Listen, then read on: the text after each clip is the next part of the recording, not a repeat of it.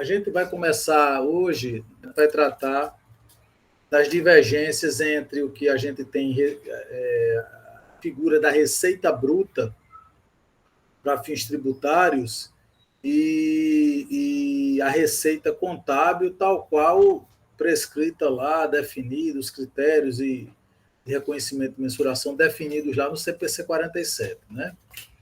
Então, como vocês viram no material que eu indiquei para vocês, você tem uma definição específica, né, do que seria receita bruta para fins tributários, e essa receita bruta, essa definição a gente pode encontrar lá no artigo 26 da IN 1700. É uma definição antiga, a base legal está lá no Decreto-Lei 1598 de 77. Foram efetuadas algumas alterações em função da Lei 12.973, mas a essência continua a mesma, né? Então, veja só, a receita contábil ela tem uma definição diferente do que pode ser compreendido para a receita tributária e que é materializada aí pela receita bruta. Então, essas divergências,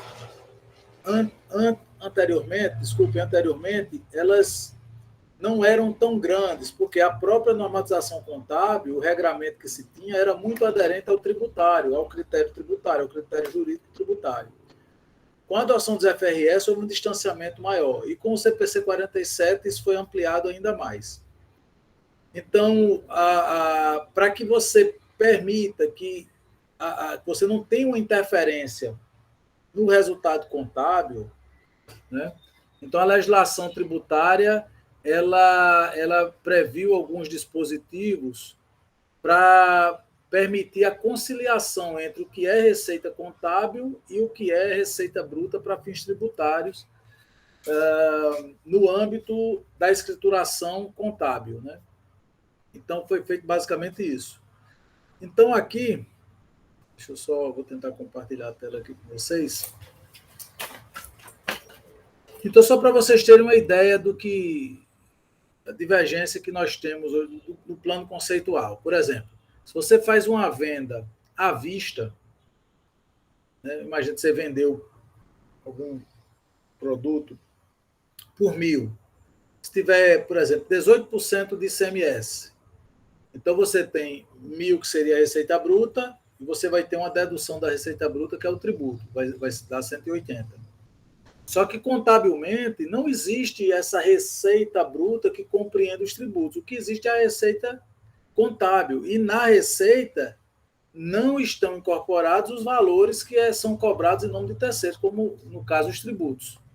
Então, pelo CPC 47, você não tem uma receita de 1.000, você tem uma receita de 820. Então, só isso aí dá diferença. Então, o que a gente tem na legislação, vou pegar esse exemplo só para ilustrar aqui o que eu vou.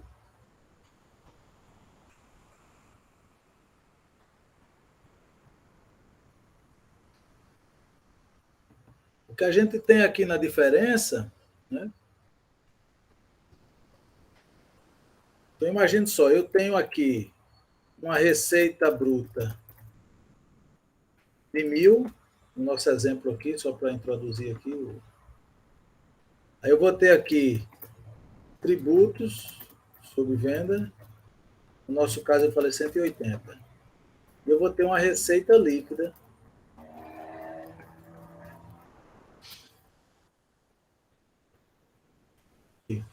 Essa aqui é a receita bruta de acordo com a legislação tributária. Isso tem que estar na escrituração. Só que a receita contábil é essa aqui, ó. O que vai aparecer na DRE é essa. A receita bruta não é para aparecer na DRE, de acordo lá com o CPC 26.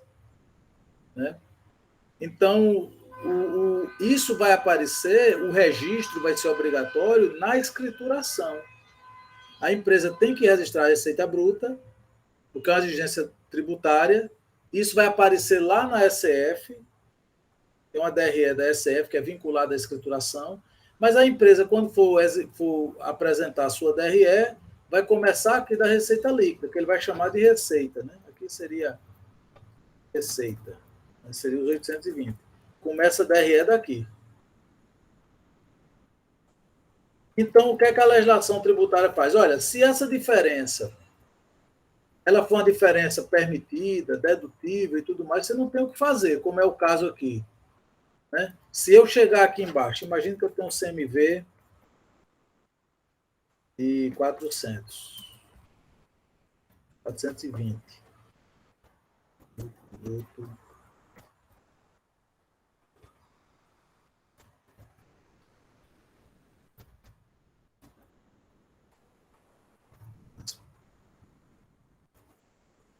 Despesas de 100.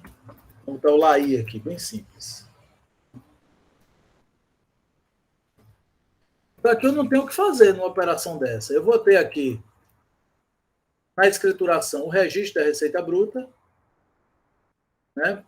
Vou ter o registro do tributo sobre venda aqui no resultado, vou chegar por dedução aqui na receita líquida. Mas minha DRE vai ser isso aqui, ó. Vou pegar isso aqui, ó.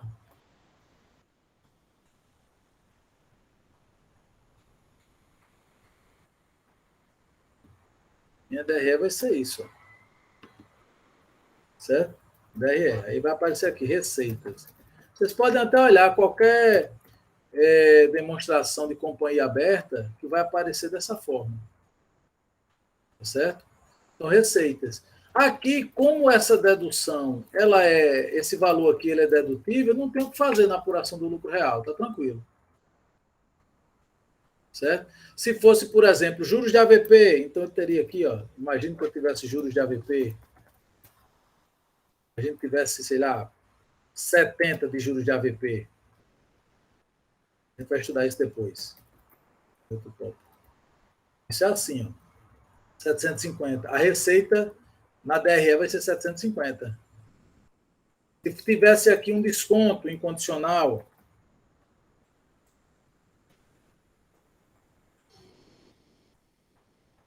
deu um desconto de 50 por 700. Então, isso aqui é tributário. É tributário. Certo? Isso vai aparecer na DRE lá da SF. Muitas empresas até fazem DRE desse jeito, porque a prática contábil já adotava, está na lei das SAs, mas de acordo com o CPC 26, a estrutura dele do CPC 26, você vai ter essa informação aqui. A DRE vai ser dessa forma, não vai começar com receita bruta. Agora, isso pode aparecer lá em notas explicativas, né? Um detalhamento mostrando a conciliação, assim, desde a receita bruta, as deduções, até chegar na receita líquida. Isso é possível. Certo? Então, basicamente é isso. Então, tudo que eu tenho aqui entre o lucro contábil, entre a receita líquida e a receita bruta, isso são ajustes, são as deduções, né? Mas a minha receita líquida é que é a receita do CPC 47. Aqui, ó. Tá vendo? Aqui é uma DRE. Tudo bem que aqui, no caso, é uma evidenciação à parte, mas a estrutura da DRE é essa, tá vendo? Começa com receita operacional líquida. Você não vai ter a parte da bruta e as deduções. Isso você vai ter em notas explicativas. Isso depois vocês podem até olhar também, que tem uma informação quanto a isso, no item 112A do CPC 47. Ele fala, olha, a receita, inclusive para evidenciação, esse pronunciamento, mas a empresa ela tem que manter controles específicos, né, para registrar, por exemplo, receita bruta tributável. Eu falo até assim. Né? Então, essa é mais ou menos a ideia. Então, aqui é fiscal. Só que é o seguinte, você pode ter outras diferenças que necessariamente não vão se ajustar a essas aqui, ó, que eu poderia ter devoluções também, vendas canceladas, poderia ter isso aqui, ó, sei lá, menos 20, certo? Só que tudo isso aqui é fiscal. Acontece o seguinte, que agora, com o CPC 47, muita coisa que já existia, mas não era tão clara, passou a ficar digamos assim, mais evidente, né? E também esse pronunciamento trouxe outras novidades. Então, o que é que acontece? Tem uma série de alterações que elas estão... Você tem aquela INRFB 1753, lá no anexo 4 dela, tem os procedimentos que as empresas têm que adotar para neutralizar as diferenças, as inovações e alterações trazidas com o CPC 47, que é esse anexo 4. Aí ele lista aqui, ó, o que tem de novo, tá? O que, na visão da Receita Federal, é uma mudança, é uma inovação ou alteração de método ou critério contábil. Então, tratamento conferido às modificações contratuais, reconhecimento de passivos em razão de obrigações contratuais relativas a garantias, direitos não exercidos, serviço de custódia. Esses critérios de determinação do preço de transação, aí, de contraprestações variáveis, reavaliações de contraprestação variável e contraprestações pagas ou a pagar. E ainda essa aplicação dos critérios para alocação do preço de transação às obrigações de desempenho, nos casos não previstos no inciso 1 e 2. E aqui tem a indicação de qual item lá do CPC 47 ele está se referindo. E, além disso, a norma também, ela trata aqui de procedimentos que, apesar de não serem novidade, mas eles divergem da legislação tributária. Então, essa questão de aplicação do critério relativo à possibilidade da entidade não receber a contraprestação, o valor da venda, né, ela pode avaliar que há um risco de recebimento, né, e aí eu vou mostrar hoje isso, né, tem um tratamento contábil específico para isso, mas não é para ter reflexo tributário. E esse reconhecimento de passivos, né, em relação a direito de devolução e direito de aquisição opcional de bens ou serviços adicionais ou com desconto, tipo esse último aqui, tipo programas programas de fidelização, entendeu? Como você tem de milhas, de pontos, ou então você acumula determinado volume de compra, você vai ter desconto, enfim, são esses direitos de aquisição opcional. Então, o que é que a gente vai fazer aqui no curso? Nós vamos estudar duas situações ilustrativas de todas essas aqui, né? Então, a gente vai estudar essa daqui, desses... Cadê, meu Deus? Aqui, ó, aplicação do critério relativo à possibilidade de a entidade não receber a contraprestação que tem direito na identificação do contrato. E nós vamos também ver esses... Cadê esse outro aqui? Desse direito à devolução.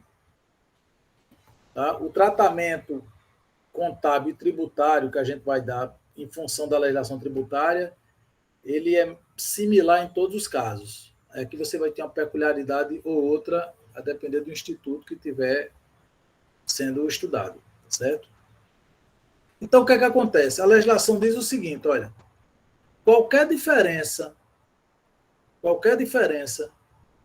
isso vocês podem olhar lá no artigo 26 da IN, viu? Da IN 1700.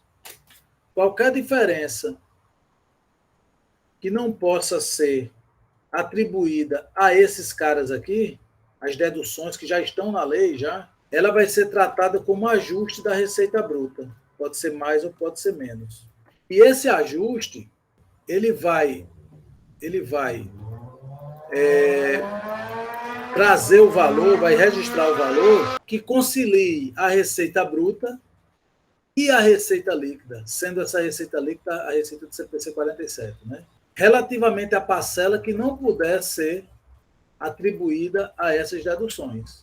Então, imagina essa situação aqui, né? Eu tenho aqui uma diferença aqui de 320, eu pude atribuir aqui, ó.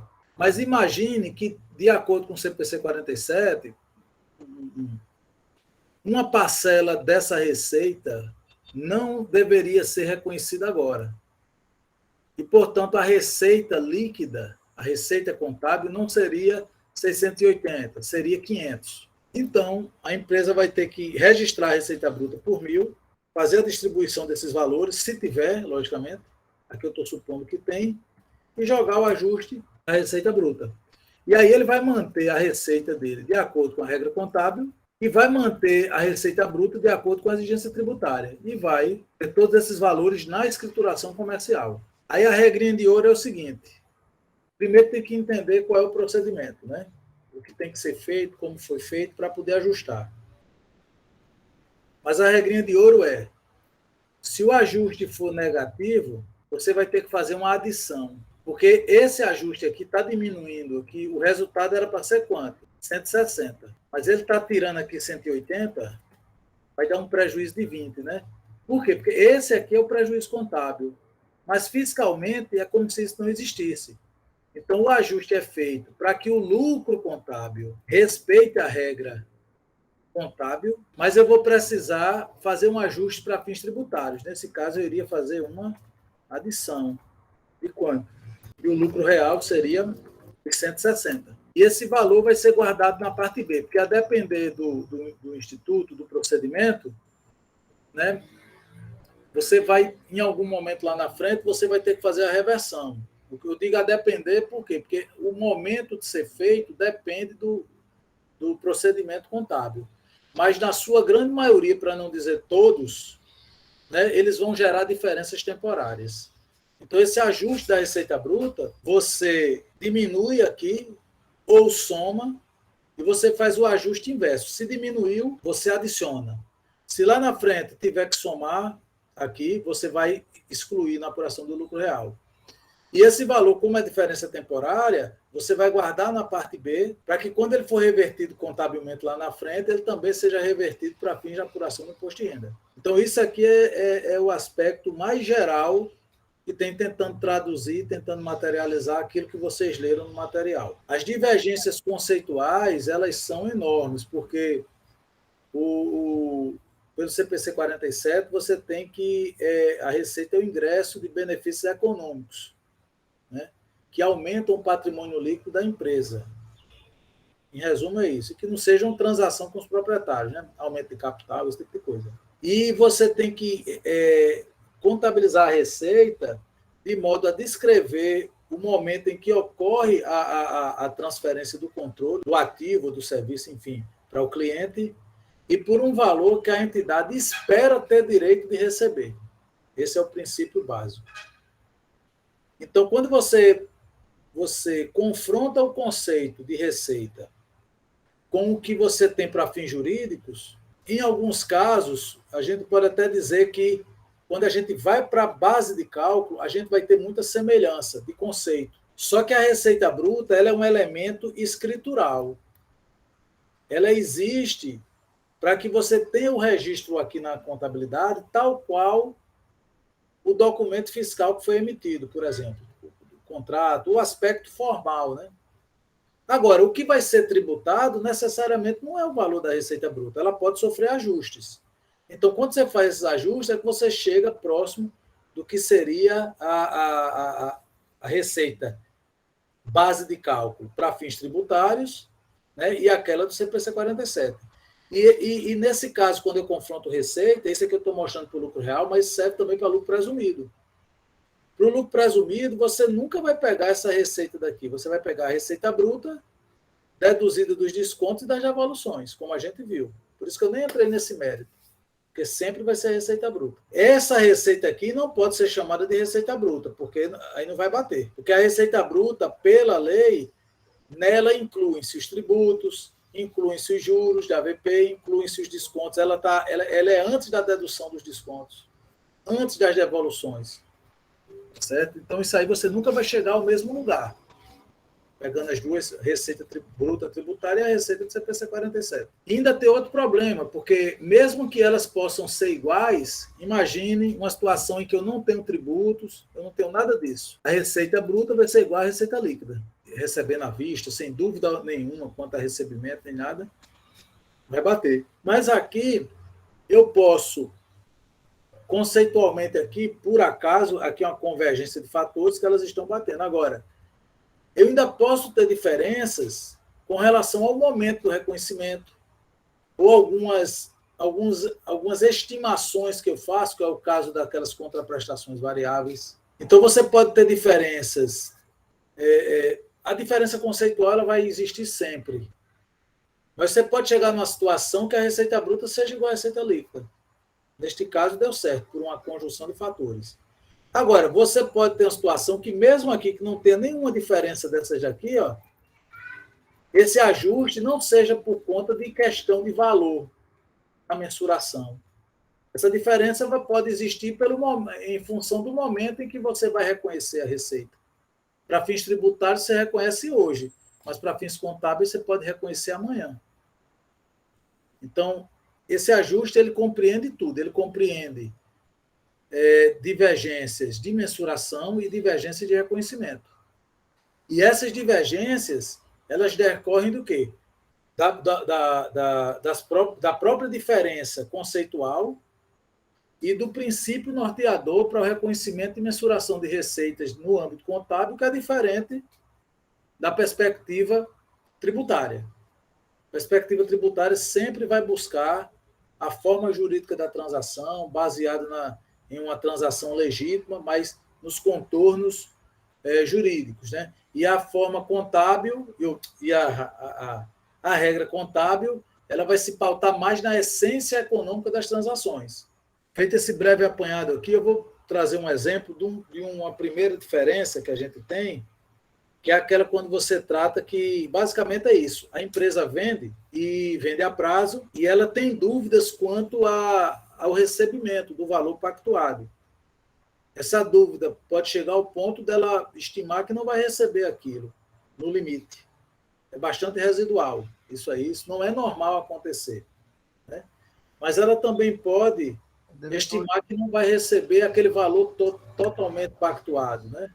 Devedores duvidosos, né, professor? Oi? Devedores duvidosos? Não. Isso é antes, você nem tem receita. A provisão para devedores duvidosos, você reconheceu a receita e você... Não é nem provisão, é perda estimada. Você vai fazer o reconhecimento da perda estimada, né, tomando como referência o ativo financeiro. Você já teve a receita. Aqui, nem a receita você reconhece. Deixa eu mostrar aqui o CPC 47, só para a gente... Então, aqui, quando se trata de identificação de contrato, como vocês devem ter visto, ele submete aqui o contrato a esse teste. Então, ele verifica o seguinte, ele só vai contabilizar um contrato que esteja no escopo, no alcance desse pronunciamento, tá certo?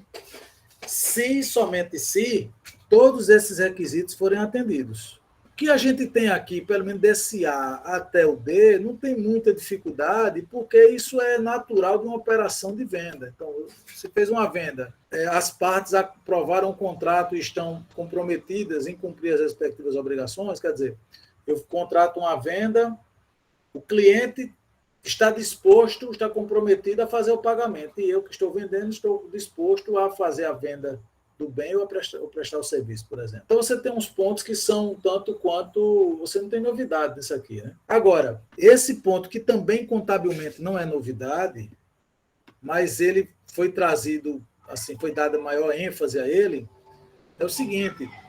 é a avaliação quanto ao recebimento da contraprestação. Eu fiz a operação, mas tem-se é feita a avaliação de que, muito provavelmente, o cliente não tem a capacidade e nem a intenção de fazer o pagamento. Parece uma coisa meio ilógica, né? Quer dizer, porque eu estou vendendo se eu acho que é isso, né? Você pode ter feito a operação e faz a avaliação depois. Aí você até considerou esse risco, mas fez a venda. Mas isso é uma situação bastante residual, né? Mas por que eu trago para cá, para a gente ver? Porque ela é extremo, do ponto de vista didático, né? Para a gente poder trabalhar os ajustes aqui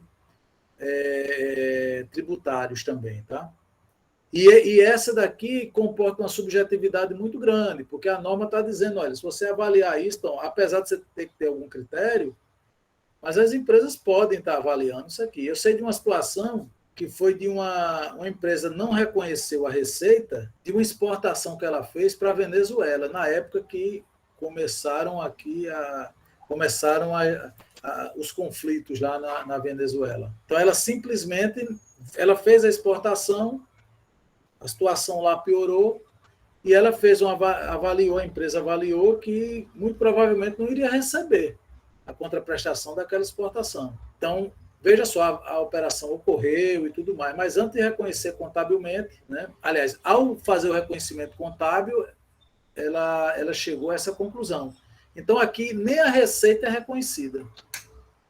Eu não vou reconhecer para baixar a perda, não, aqui nem a receita é reconhecida. Aí aqui não vai aparecer ativo, não vai aparecer recebível, não vai aparecer nada.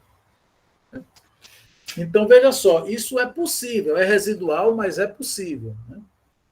Então, aqui na preocupação da legislação tributária, também foi nesse sentido, vou mostrar um dispositivo aqui lá do artigo 26, ele fala aqui, ó, salvo disposição em contrário, a receita bruta será reconhecida no período de apuração em que for configurada a aquisição de sua disponibilidade econômico-jurídica. Aqui, a intenção foi aproximar o reconhecimento da receita ao momento em que, por meio de uma determinada transação, você adquire disponibilidade econômico-jurídica da renda. Se adquiriu da receita, provavelmente vai ter adquirido da renda. E aí acontece o fato gerador do imposto de renda. Então, foi aproximar. Olha, o período em que você vai reconhecer a receita é o período em que, juridicamente, você tem a ocorrência do fato gerador do imposto de renda, certo? Relativo àquela transação. Aí ele coloca aqui, ó, independentemente da avaliação quanto à probabilidade de não reconhecimento do valor pactuado ou contratado. Quer dizer, mesmo que lá no CPC 47 eu deixe de contabilizar a receita por conta desse item 9, certo? Não me interessa, a receita bruta vai ser reconhecida. E a diferença vai para o ajuste da receita bruta. Aí, se, por exemplo, eu acho que não vou receber, a receita é zero. Só que para fins fiscais, é a receita que tiver na nota fiscal, por exemplo. Contabilmente, não vai vir aquela receita, mas só que aí eu vou ter que adicioná-la, porque eu fiz o ajuste, eu vou ter que adicioná-la lá na parte A, quando eu estiver fazendo a apuração. Como eu disse, é residual, mas acontece. Outra derivação desse mesmo fundamento aqui é quando, por exemplo, eu faço uma venda, mas eu avalio que meu cliente não vai ter condições de me pagar o valor todo. Vai me pagar alguma coisa. Às vezes, sei lá, eu fiz a venda para uma determinada região, o pessoal está com dificuldades naquele momento, mas eu vou assumir aquela possibilidade, aquele risco de não receber parte do valor pactuado, porque, por exemplo, eu quero que minha mercadoria ela seja inserida naquela região, né?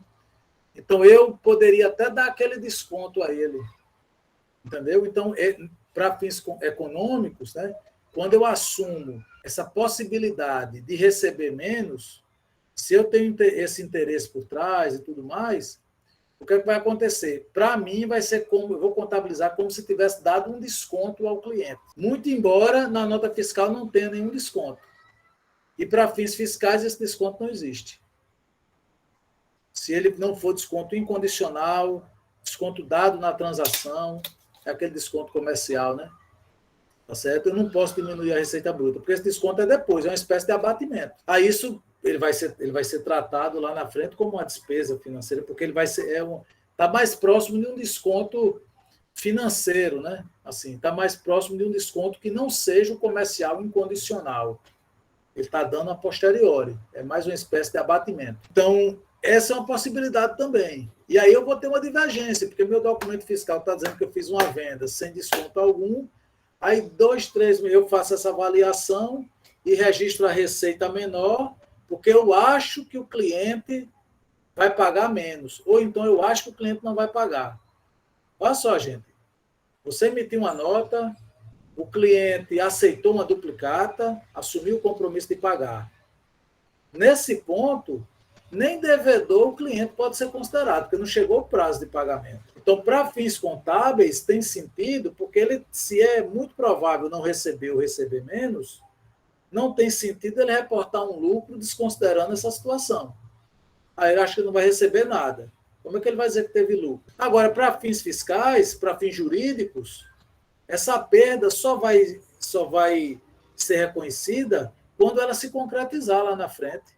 Quando ocorrer o fato. Qual é o fato? O não recebimento. Chegou no vencimento, o cliente não pagou, aqui a gente já sabe que ele está em atraso. Tributariamente, você tem algumas regras para o aproveitamento de perdas. Né? Perdas com créditos. Né? Então, assim, você tem regras fiscais para isso. Atendido aquelas regras, você tem um fato, beleza, você vai reconhecer e vai deduzir tributariamente. Agora, o que eu considero de forma estimada na contabilidade, isso não tem efeito tributário. Eu vou precisar neutralizar. Então, vamos aqui, tem essa situação aqui. Então, o que é que vai acontecer? Todo contrato com o cliente, você, para aplicar o CPC 47, você tem que fazer o teste aqui do item 9, certo? Então, se ele não passar por esse teste, esses requisitos aqui, você não vai contabilizar o contrato pelo CPC 47. Você vai ver um efeito ou outro à parte para poder contabilizar. Né? Que eu vou explicar isso aqui.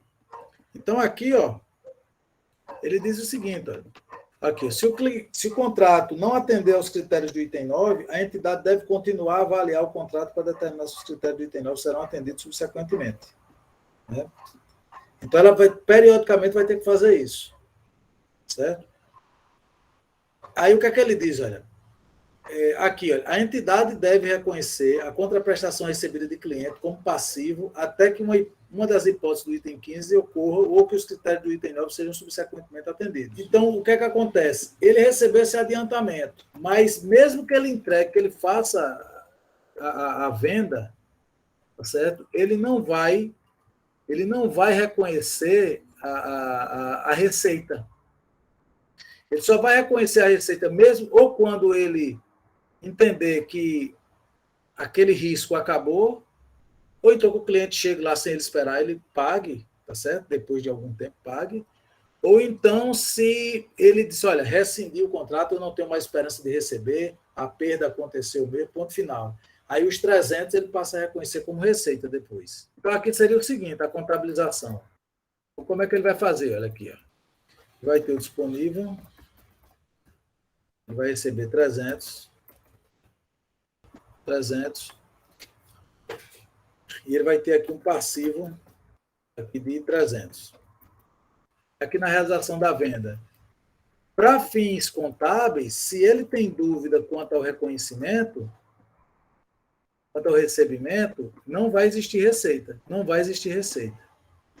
Aí aqui aquela figura que eu falei, tem o chamado preço de transação, né? Esse preço de transação é valor formalizado, foi quanto? 1 milhão. Valor formalizado menos tributos, porque o preço de transação é o valor que a entidade espera receber, tá certo? Aí o tributo dá 20%. Então, se eu não tivesse nenhuma dúvida quanto a esse recebimento, a minha receita seria o valor líquido de tributos, seria os 800, tá certo? Seria esse o preço de transação. Só que acontece o seguinte, como não foi atendido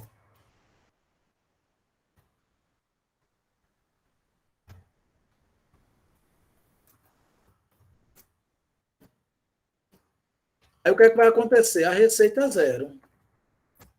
Não haverá reconhecimento de receita. Então, a receita, o preço de transação aqui vai ser zero. Não vai ter receita. Só que vai ter receita bruta. Porque não interessa isso aí. Tem receita bruta. Aconteceu a venda, para fim de imposto de renda, vai incidir aqui. Ó, se fosse lucro presumido, ele ia tributar e aplicar o percentual sobre 1 milhão. Normalmente, a questão é só contábil. Aí o que é que acontece? Se tivesse ICMS, o que é que tivesse também? ICMS sempre é assim, olha, se você vende, circulou a mercadoria, deu saída do estabelecimento, que é um dos fatos geradores, vai incidir. Se você vai receber ou não por aquela venda, o problema é seu. O fato gerador do ICMS não está vinculado a recebimento, não está vinculado a nada, está vinculado à circulação. O do imposto de renda, aquisição de disponibilidade econômica ou jurídica de renda. Então, você vendeu, então a transação juridicamente aconteceu, houve um incremento patrimonial, nem que seja pelo direito de receber aquilo, então tem fato gerador. Agora, se lá na frente você não recebe, se essa perda de fato se concretizar, aí lá na frente você deduz, aí você vai reconhecer o decréscimo patrimonial pela perda. Mas nunca você vai poder abater essa perda porque você acha que pode perder. Tributariamente, esse aspecto subjetivo, essa estimativa, não tem efeito. Então, aqui o que é que vai acontecer? Eu vou ter a realização da venda. eu vou ter aqui, ó, receita bruta, que vai ter que ser de 1 milhão, certo? Vai ser de 1 milhão. Aí o que é que acontece? Os tributos sobre a venda, se eu fosse fazer pela contabilização mesmo, eu ia registrar receita de 800 a crédito, certo? Crédito de 200 de tributos, que aí dava 1 milhão, que era o imposto a recolher. E a débito aqui seria do passivo em 300 e 700 do recebível, né? Certo? Só que acontece o seguinte, isso é na visão puramente contábil, porque esses tributos eles não integram a receita. A receita seria 800. Mas para fins fiscais, eles fazem parte da receita bruta. Então, por isso que eu registro por 1 milhão. E aí eu vou fazer o seguinte, eu vou fazer a contabilização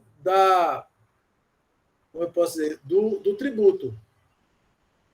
Tá certo? Vou fazer a contabilização do tributo. Então, como é que eu vou fazer aqui? Eu vou pegar aqui, ó, tributo sobre venda, vou fazer na mesma contrapartida aqui, certo? Que aqui eu vou ter a dedução, né? Que é para eu ter a dedução para fins fiscais, para DRE fiscal, 200. Quando eu tenho esses dois, se eu fosse levar essas duas contas para o resultado, eu teria 1 milhão credor e 200 mil devedor, sobraria 800. DRE1 aqui seria o seguinte, a receita bruta, não sei quanto. Só fiscal, tá vendo?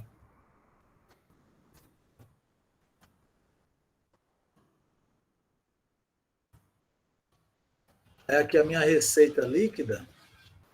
Receita líquida. CPC. Quanto é nessa transação que eu disse? Se eu fosse reconhecer a receita pelo CPC 47, quanto é que seria aqui reconhecido? 0. Porque o que foi que eu disse no início? O contrato não passou naquele teste do item 9. Então, você não vai contabilizar a receita. É o que a norma prescreve. Você não contabiliza a receita. Você já estimou que não vai receber. Aí você tem 300. Só que 300 a norma diz, olha, você espera para reconhecer aqueles 300 como receita no momento em que ou o contrato for rescindido, se você tiver cumprido suas obrigações, se ele for não reembolsável, mas é só no futuro. Agora não. Então, a receita líquida vai ser 0, que é a receita CPC 47. Então, da diferença de receita bruta para receita líquida, vai dar 1 milhão a diferença, que é 1 milhão de receita bruta e 0 de receita líquida, eu tenho 200 que eu já atribuo direto a tributos. Porque a receita contábil, se tudo desse certo, seria 800. Como tem essa figura, essa perspectiva de não recebimento, aí aqui eu vou fazer, olha, o ajuste da receita bruta, porque aí eu saio de 1 milhão, né, para chegar em 0. Aqui vai ser devedor, né? Aqui, ó, botei aqui quem? Como vai ser o lançamento? O lançamento vai ser entre eles mesmo aqui, ó, a receita bruta e sua turma. Certo? Não mexe nada lá para baixo. Não mexe nada além lá da receita líquida. É tudo entre eles aqui.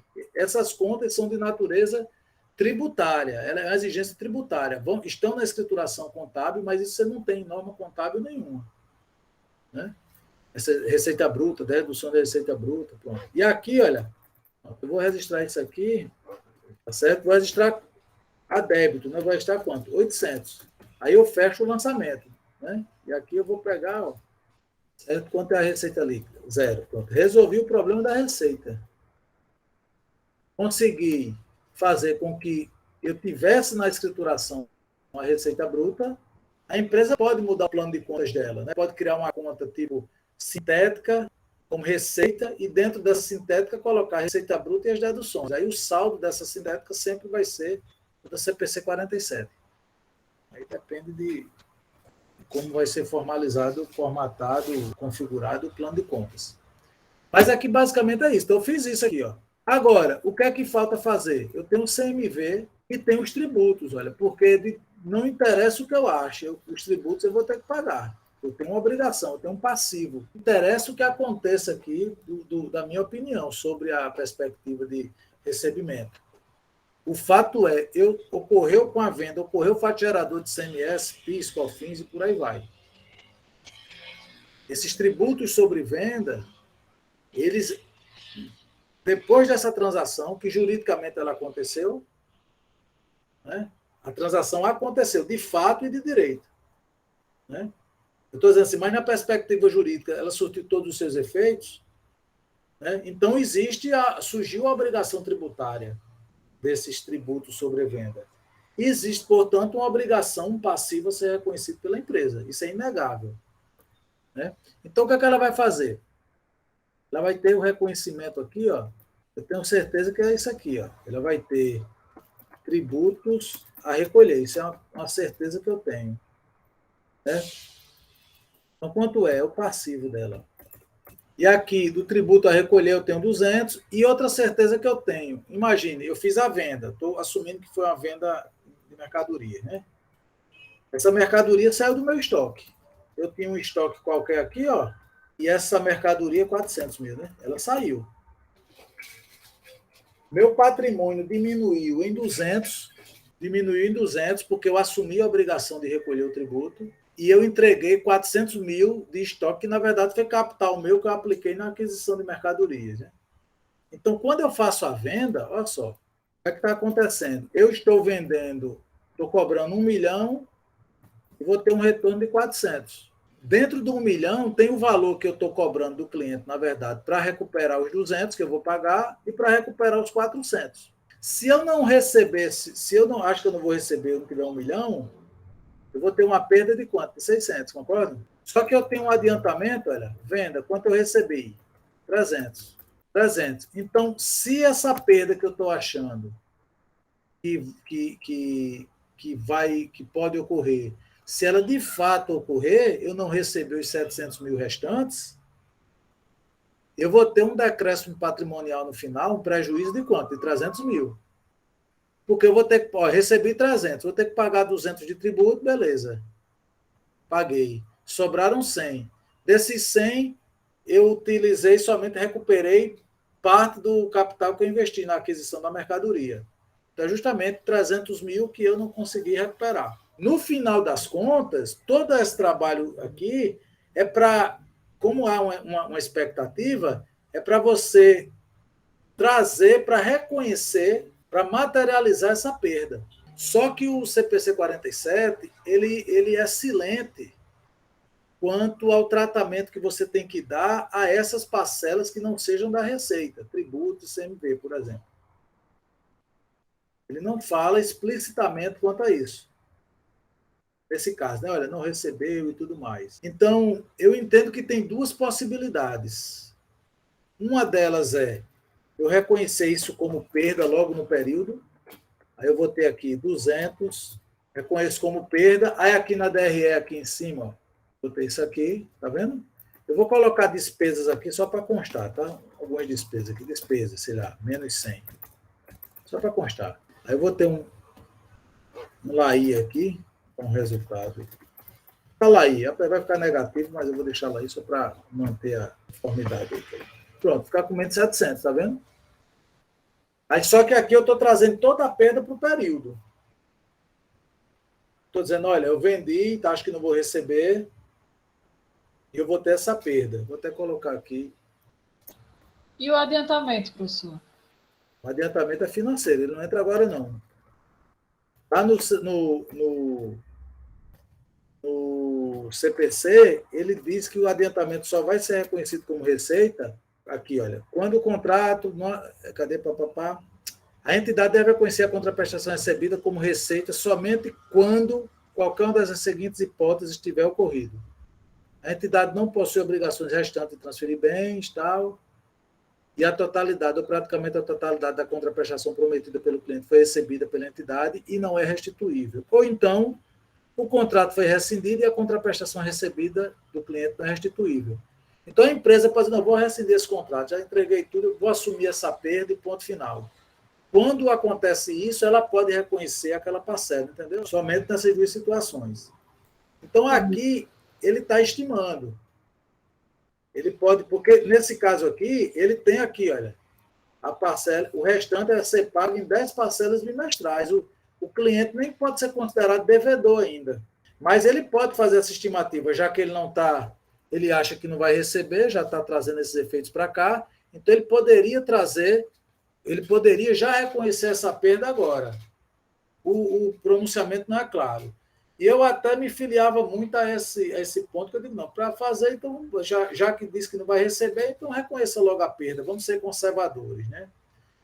Mas tem outro aspecto que merece ser considerado, é o seguinte, é que se a norma está dizendo para esperar, para reconhecer aquela receita até aquele momento, talvez seja tecnicamente melhor você também só levar para o resultado esses valores aqui, essa perda, né? Naquele momento, quando a receita do adiantamento, quando o adiantamento virar receita, você levaria também essa perda, entendeu? Para não descarregar. Já que você não está trazendo aquilo como receita para aqui, então você não traria perda, respeitando a confrontação entre despesas e as receitas respectivas, né? Então, seria isso, né? Seria essa possibilidade. E como a gente vai... diz que quando a gente nunca muda, né? A gente nunca muda nada, né? E a gente tem sempre que estar avançando. Eu era muito fortemente... eu defendia essa contabilização, mas depois eu, ponderando bem, trazendo esses pontos ou outros, e outros pontos, né? Mais conceituais, eu comecei a achar melhor que fosse contabilizado junto com o adiantamento, no caso, né, se houver adiantamento. Agora, se não houver adiantamento, tá certo? Aí, como é que fica? Tem esse ponto, entendeu? Se não houver adiantamento, poderia ser que eu reconhecesse toda a perda aqui, porque eu não tenho nada, tudo, se eu acho que não vou receber tudo, não recebi qualquer parcela inicial, então não tem que se falar de eu levar essa perda para confrontar com a receita no futuro que vai ser reconhecida. Eu já estou dizendo que a receita não vai existir hoje e não tenho nada já em caixa, digamos, nenhum recebimento, para virar receita na pior das hipóteses, né? Então teria que pensar nisso. Outra coisa, outra possibilidade. Olha, eu recebi aqui quanto? 30%. Aí, então, fazer o seguinte, eu vou jogar para o resultado aqui 70% da perda e deixar 30% para confrontar com a receita lá na frente. É outra possibilidade. A norma não está clara quanto a isso, entenderam? Eu quero confrontar essa perda com a possível receita daquilo que já foi adiantado e vai virar receita em algum momento, porque não é reembolsável. Eu poderia confrontar esses 600 lá com a receita quando o adiantamento, assim, lá na frente, quando o adiantamento virar receita. Aí eu confrontaria. Tá certo? Agora, e se eu não tiver recebido adiantamento algum? Eu não tenho nada concretamente para virar receita lá na frente.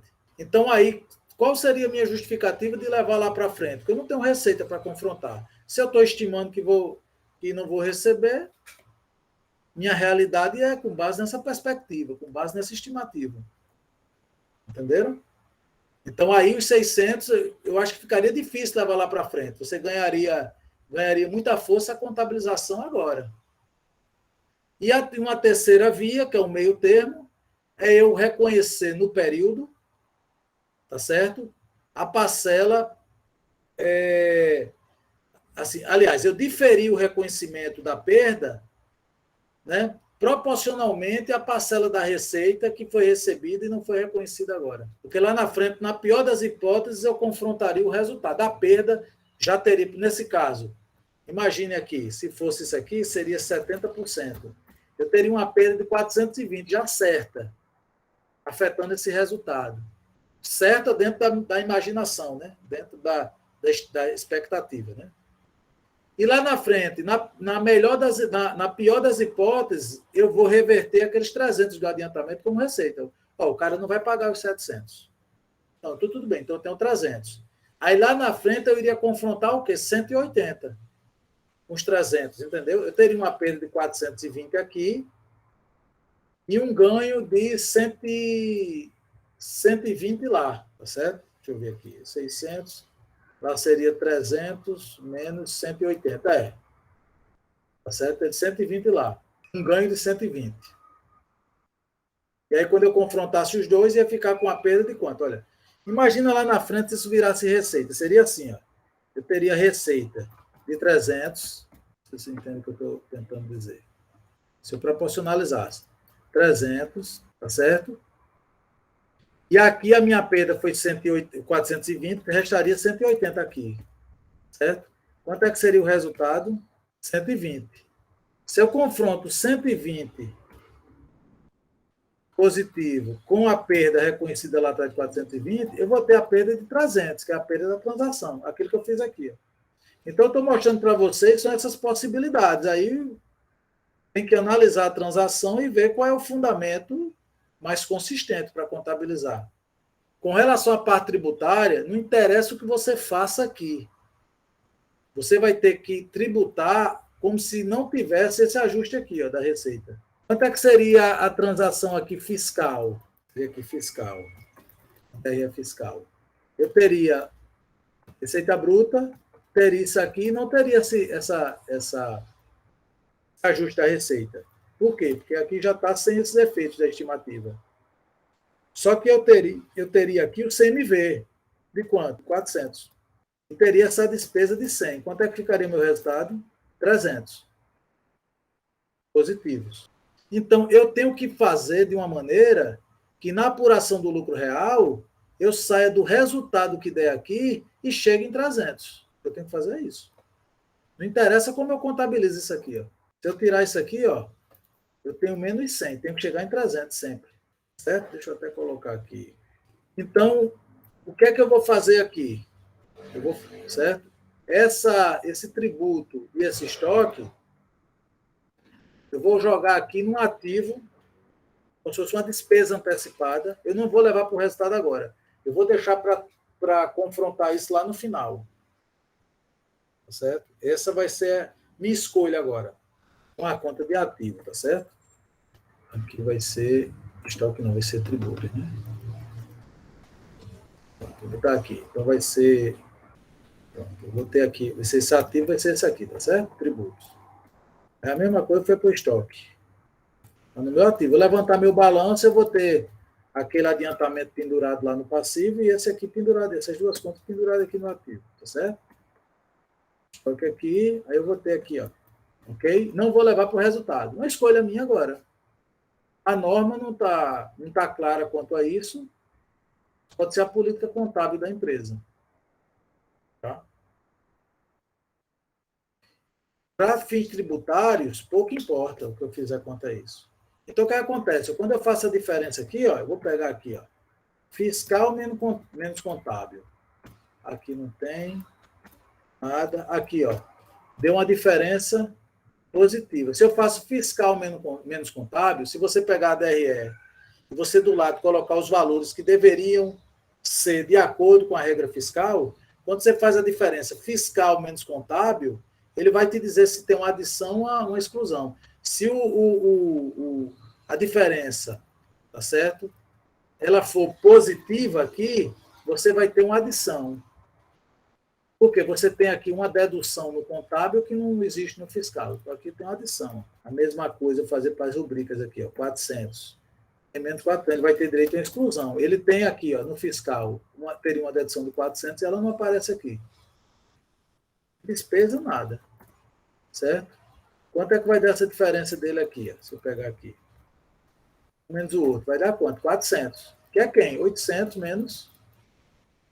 Então, o que é que ele vai ter que fazer aqui no lucro real? Ele vai ter aqui, ó, adição, ajuste da receita bruta ao valor de 800. Ó. Eu vou trazer para cá, mas ele é só para pegar a diferença, tá? E uma exclusão, CMV. Seria lá na SF, tem ajuste da receita bruta, deixa eu botar aqui. Despesas, custos de despesa, acho também.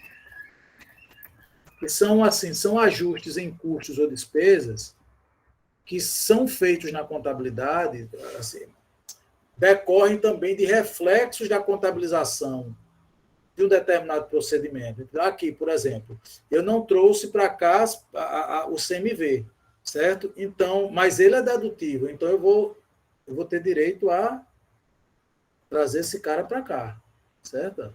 E aquela questão do tributo, que tem 200, ele já está batendo aqui, olha. Quando eu tenho 200 diminuindo, aqui, ele já está diminuindo na contabilidade. Quando eu tiro esse cara aqui, ó, olha o que acontece. Tá vendo? Eu tirei os 800. Veja que o resultado subiu para 700, ó, lucro real. O que eu estiver fazendo aqui, falando lucro real, é resultado ajustado também, certo? Da CSLL. Aqui no caso é a mesma coisa. Então aqui, ó, veja só. Tá vendo aqui? Eu chego nos mesmos 300, ó. Os mesmos 300. Certo? Então eu vou colocar aqui os 800. Ó. O que é que ele faz? Quando eu coloco diminuindo aqui e adiciono, eu neutralizei, tá certo? Só que também eu tenho os reflexos, né? Porque não é só isso. Quer dizer, além de não estar levando a receita, aqui eu não levei o custo. Aí você pode perguntar, professor, e os tributos? Mas os tributos, é isso que eu estava... Como eu acabei de mostrar, veja só, quando eu adiciono os 800, vou eliminar aqui, esses 200, eles passam a deduzir. Então, eu não preciso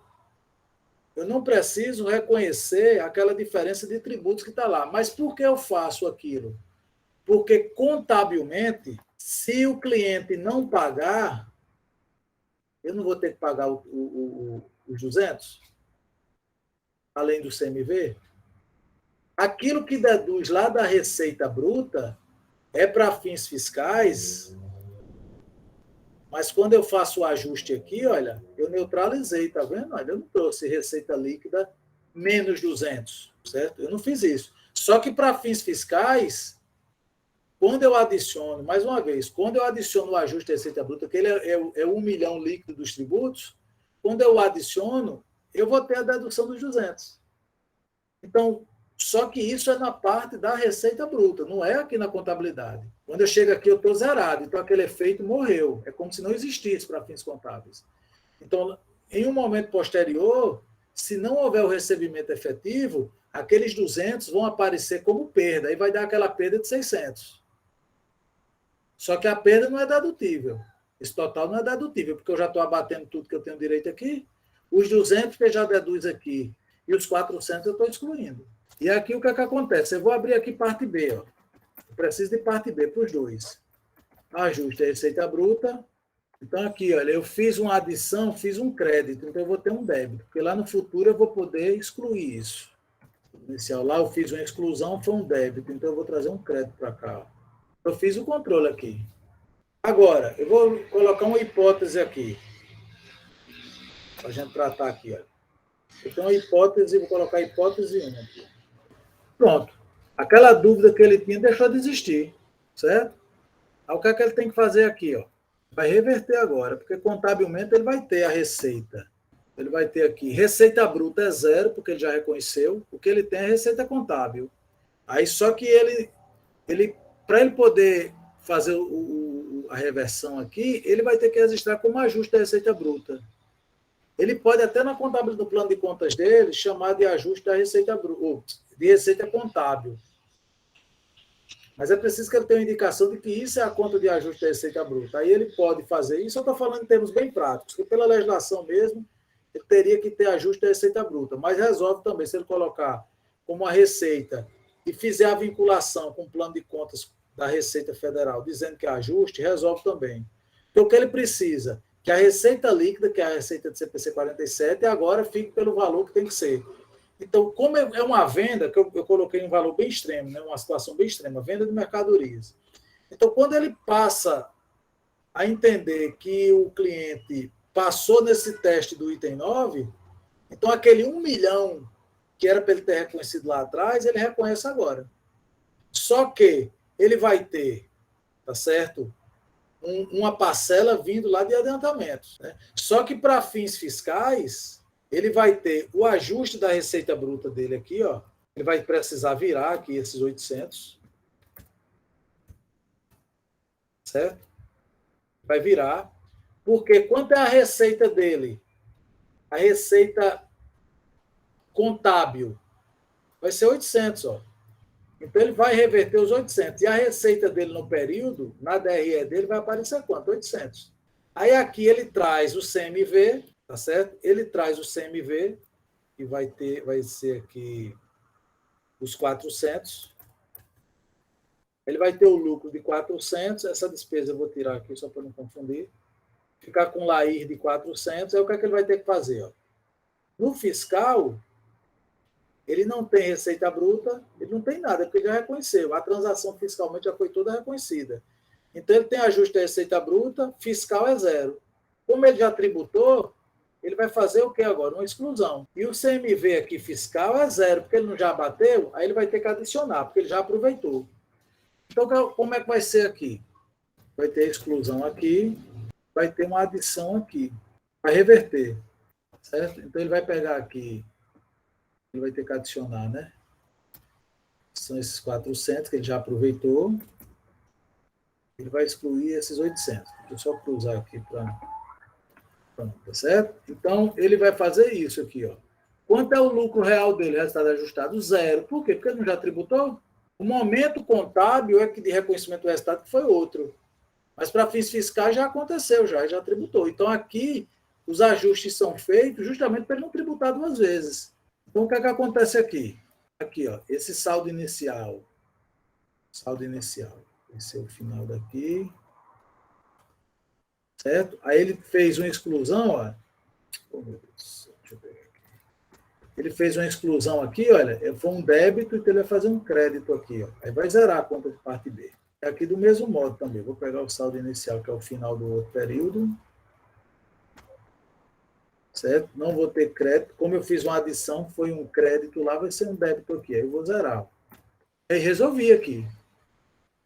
Veja, essa hipótese qual é? A hipótese de que tudo deu certo. A empresa concluiu que o cliente vai pagar, tal. Então, o que ela deixou de reconhecer de receita, ela trouxe para aqui agora.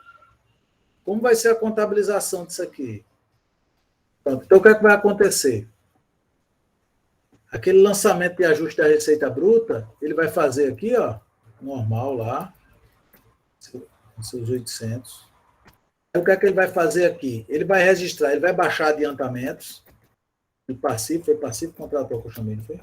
Vou mudar esse nome, para não dar a entender. Passivo, item 9E, CPC 47.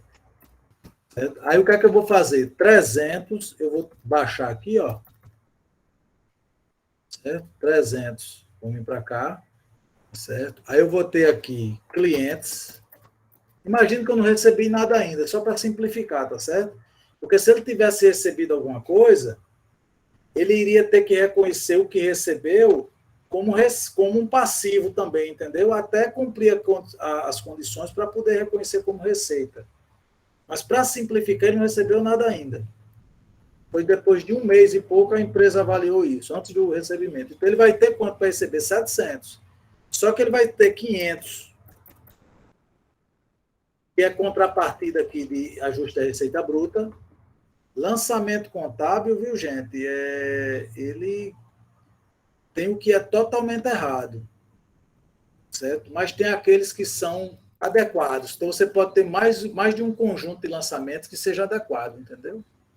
Então, aqui seria isso. Agora, eu tenho aquelas contas aqui, olha, eu tenho as duas de tributos e tenho essa de despesa antecipada de... Ah, eu já estava com ela aqui, não foi? Então, esse passivo eu já paguei e tal, não tem nem graça isso aqui. Então, o que é que eu vou fazer? Essa despesa antecipada aqui, ó, eu tinha aqui de um saldo inicial, e aqui também, ó, de estoques. Então, agora eu vou fazer o seguinte, esses 200 eu vou baixar esse ativo, porque não tem sentido ele ficar aqui. Porque eu não já estou levando a receita líquida deles, eles não vão ser perdidos, entendeu? Eu vou recuperar, porque o cliente não vai me pagar quanto? 700. Desses 700, 200 se referem a tributos. Então, não tem sentido eu colocar isso como despesa. Aí, o lançamento para eu fazer o fechamento é eu matar esse ativo aqui e transferir ele como recebível. Agora, ele não é perda, eu vou receber. E aí, eu zero essa conta, né? E aqui, a despesa antecipada de estoques, eu vou trazer aqui para CMV. Aí sim, aqui eu trago para CMV. fazer esse cara aqui, menos 400, que ele não vai mais. Certo? E esse CMV eu vem para cá, né? Pronto. Aí resolvido o problema. A apuração. Bom, e aí o seguinte. O que é que eu vou propor aqui para vocês, tá certo? Eu quero uma hipótese 2.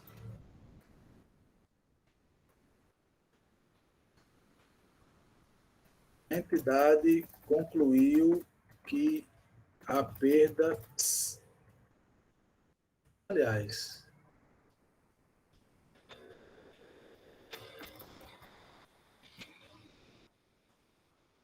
a perda se efetivou.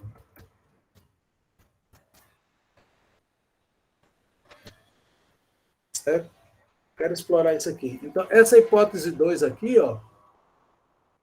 Aqui é aquela história. Eu estou nos extremos. Aqui, o que ele estimou que não ia receber, ele recebeu. Ou vai receber. Não tem mais dúvida.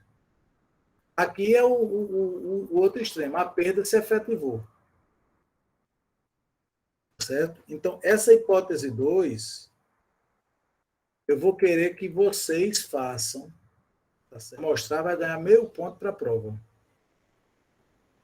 Agora tem que fazer. Tem que, do jeito que eu fiz, montar a DRE, trazer os lançamentos e explicar por que fez isso ou aquilo. Se vai estar certo ou não, isso é irrelevante, mas o desenvolvimento tem que estar certo. E tem que ter um fundamento, tem que errar com fundamento, se for o caso. Professor, eu fiz isso aqui porque eu achei isso, tá? Eu tenho que defender isso. Só vou abrir espaço para uma pessoa. A pessoa que quiser, eu vou dar um tempinho da aula para fazer isso. Quem não é obrigatório. Não é obrigatório, tá certo? Só para quem quiser. Não é avaliação, para não deixar dúvidas. É algo opcional. E quem fizer e apresentar vai ganhar meio ponto para a prova já.